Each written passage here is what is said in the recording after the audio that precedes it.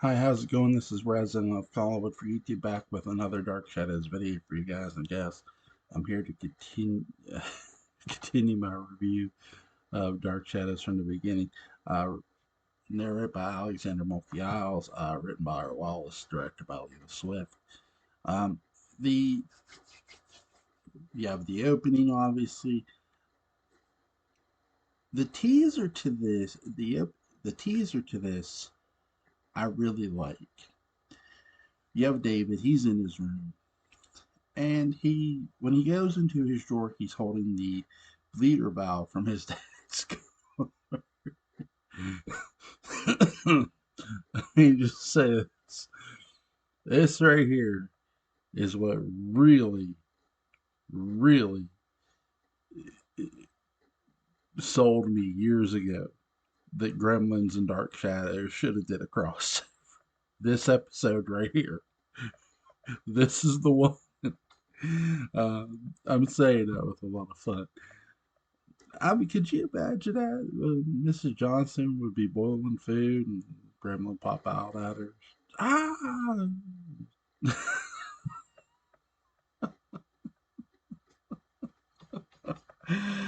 um, so David sneaks over to Vicky's room. Um, it's really interesting when he goes into Vicky's room because you're sort of wondering. He takes the bleeder valve over with him, and it's like, what? Why are you looking for a place to stash it? Um, he hides when Vicky comes in. She catches him, and she goes, "What do you have in your hand?" He put something behind his back. What do you have in your hand? He She goes, "You took something," and you can't really blame Vicky for this for making the accusation. David is not acting really nice with her and very shady with her too. Um, he he like pulls back away from her and runs into his room and locks the door. Um, he's he does not put the bleeder valve in her drawer here at all. But Vicky, after the teaser, Vicky goes through her drawers. She can't find anything missing, obviously. Um, she walks out of her room. She walks over to David and knocks on the door. She tells him, "Hey, let me in." I feel like this should be just like the big bad wolf line in here. David does. David like, no, I'm not. It isn't. He doesn't go toward the door. He just sits. He just lays on his bed. Vicky threatens him, "If you don't let me in, okay, I'm gonna go eat your dad." And he's not too happy about going in. I guess if you want to say the word reluctantly, you could. I'm more of you. He just gets off the bed. So yeah, reluctantly unlocks the door. She goes in, and they have this. Vicky. I really love Victoria Alexander's character in this episode as she interacts with David Hennessy's character because you get Vicky being very sincere with him and not pondering the kid, not being childish with him. She tells him that she, she says it's about loneliness, okay, and he says, "I'm not lonely." And she goes, "I am. And I was sort of hoping you would help me. I came all this way to help you. Maybe you can help me. Be my friend." And I love that interaction between her and David. It's very, very good. Um, she tells him that she needs friends. Um, David is somewhat paying attention to her. He's listening. It's always a plus. Um, David is reading a book on cars or mechanics, or Um, it, Vicky also assures David that she has no interest in trying to replace David's mother, and she knows she could never replace David's mother, and she's not here to try to do that. So you had assurances from Elizabeth to David in an early episode. Now you're getting assurance from Victoria. in this episode. Really well done by the writers and Alexander here. Repeating the line, and not quite repeating Elizabeth's line, but making the same reassurance Elizabeth did. Um,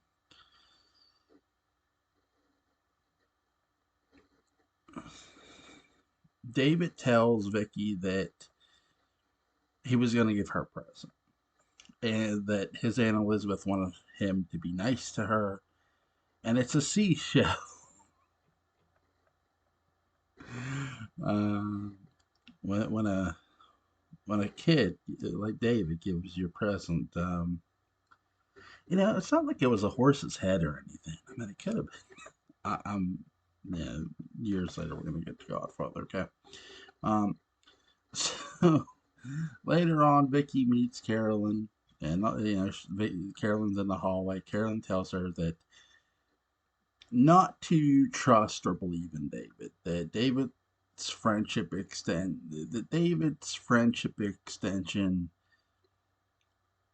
really isn't as sincere as what Vicky might think. That's what, in a sense, Carolyn's trying to tell her, and telling her in the same sense, um, that David's a kook. He's very strange. Victoria tells Carolyn, to be equally, you know, suspicious of Burke Dillon. I don't, as much as characters want characters to be paranoid about other characters, there are two primarily paranoid characters right now. Well, three. Rod, and you can put these in any order: Roger, Matthew, and Sam. So you're not out paranoiding those characters. David David is paranoid. David would be fourth on this list. He'd probably be number one, considering his paranoia about everybody wanting to get rid of him because his dad kept saying that to him. And Roger's not the best at. Um, by the way, Roger is not in this episode, so. But again, we get character mentions, and I've talked about this before with DS. Though you don't see a character in it, you might not see a character in certain episodes. They make mention of characters in those episodes to keep them relevant, which is a great thing. Carolyn has a date with Joe Haskell. Um, but she does say, I wish it were with Burke Devlin. I wish it were his, but it's with Joe. Joe is at the Blue Whale. He's paying off his tab from the fight because he forgot to pay his tab when he got into a fight. Um, Burke comes in and he offers to buy Joe a beer. Tells Joe that he's made nice with the Collins family, but Joe does not really like Burke, and you could tell that right away. And really, this is all Burke's own doing. I don't. This is where I don't feel sorry for Burke Devlin. You've sort of made it this way, um, with Joe. Carolyn tells Victoria that Burke isn't like anyone else she's ever met. Um, she isn't the, Basically, Burke is the complete polar opposite of Joe Haskell, and that's really what Carolyn wants. Um, Victoria, again, she's telling her Joe loves her, and that is more important than charm. I agree with Vicky here. I think that line in this episode is really, really good, by the way. You should go watch this episode. Great, great line from Victoria. Uh, Victoria does keep telling her to Carolyn that Roger and Burke that Victoria mentions to Carolyn that Roger and Burke are meeting later at the Blue Whale.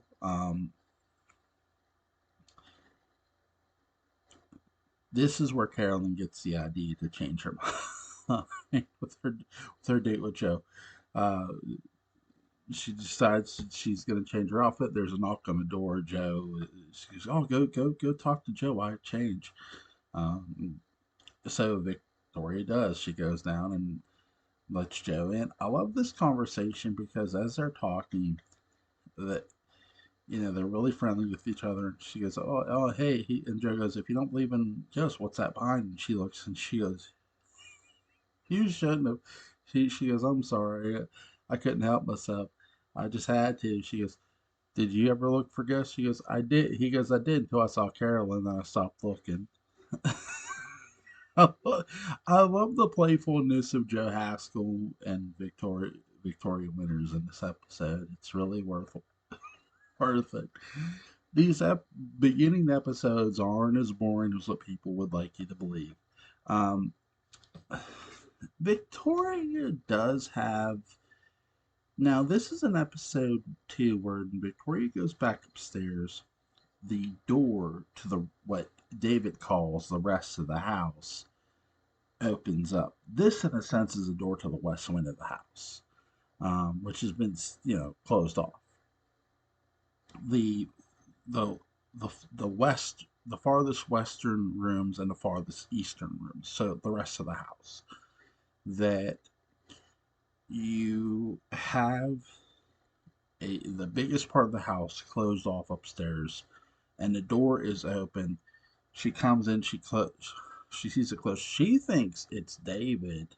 She says, "David, unlock this door." And David is behind her. He tells Victoria that I can. I'm that and he does tell her, "Hey, that's." David tells her that door, it's been closed off for 50 years. Um, Keep in mind, David's only been living here a month. And he knows that wing has been closed off for 50 years. I would say it's been closed off more than 50 years, but that's just me. And he says that the door is always locked. Um, David does make a suggestion that it was a ghost that opened the door. Vicky tells him that again, she doesn't believe in ghosts. Um, sh- uh, David offers Victoria another present. It is the magazine he was reading. Um, David asks Victoria if he likes his dad, if he likes his dad, likes Roger. Um, she says, "I think he's very nice." Um, David also suspects he could be. David thinks he could be good friends with Burke. This family, Carolyn has talked Joe into taking her into the Blue Whale. By the way, when Carolyn, you know, says about going, she says about going to the Blue Whale when she comes downstairs and talks to Victoria. When she comes down and she sees Vicky and Joe talking, and Carolyn tells her, "You deal with your monsters, I'll deal with mine." That's a great line too. Um, by the way, when Joan Carolyn get to the Blue Whale and they're sitting down, Carolyn sees Burke. She knows he's there. She waves at him, and she's like, "Oh, fancy him being here." And she asked Joe to invite him over, and Joe's like, "No, he ain't having it." But Burke does come over by his own, all by himself, and asks, if he could have a seat. And Carolyn's, she's all happy. She's like, "Oh, sure, have a seat." And he goes, "We having coffee, so what do you have?" Um, Vicky mentions to David that his father's going into town later tonight, and she asks him, and she's gonna ask him to buy him more magazines. David wonders if his father's asks. She does. He point blank asks Vicky in this episode, "Is dad is he gonna take the car?" And she goes, "Well, he's not gonna walk to town." um,